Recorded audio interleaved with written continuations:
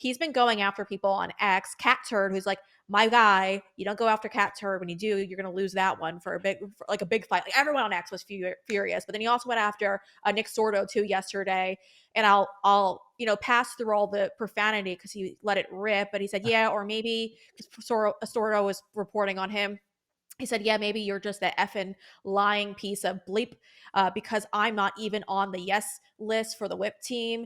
Never have been. But hey, whatever gets you pathetic bottom feeders, your clickbait.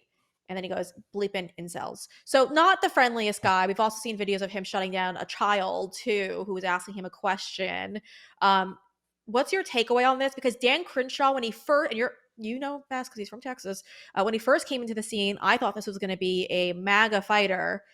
He's the complete opposite, though. I'll be completely honest with you. No one that criticizes Congressman Crenshaw is diminishing his service record. Okay, thank you for your Yeah. service, but at the same time, we've moved on to something completely different here. He has an oath to the Constitution and a delegated authority of the people who placed him in that position as Congressman of Texas. I live in his district.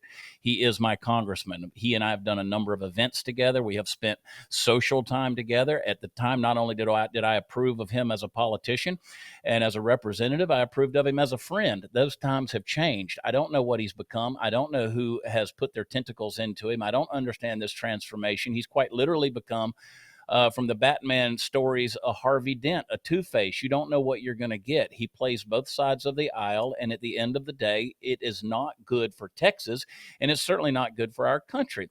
Now, Dan Crenshaw has proven over and over again that he obviously has a temper problem. He's got an issue. He doesn't like to be criticized, which shows me that apparently he's got an ego.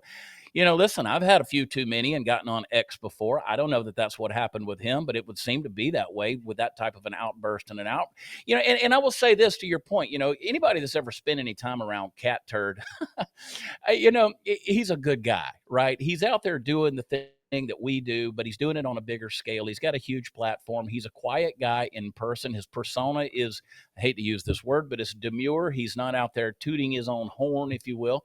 And he has a good time doing it. If you're threatened by what Cat Turd does, well, then you've got a problem, man. And for him to say various things, I mean, who's fact checking Dan Crenshaw to say, well, I was serving while you were doing this or that? Cat Turd's also a veteran, and he's also not anonymous. He's not been anonymous for a long time. I had a very quality, long conversation with Tucker Carlson. So to attack him on that is beneath the office that this guy is supposedly representing, certainly beneath his oath. And my certain prayer, and I've talked to a lot of people today about this topic, and I've been actively engaged in this for a number of months now, is that Dan Crenshaw, this is his absolute last term as a Texas representative in any form, any way, shape, or form. He doesn't belong in office. He doesn't represent true Texans.